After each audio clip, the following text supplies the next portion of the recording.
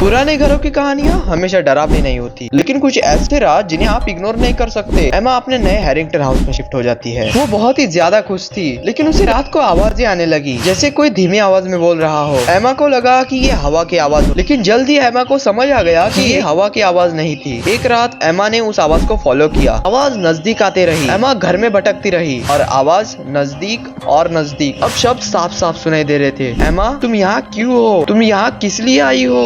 एमा को डर लगा। एमा ने वो घर छोड़ दिया और ये घर का राज ही रह गया।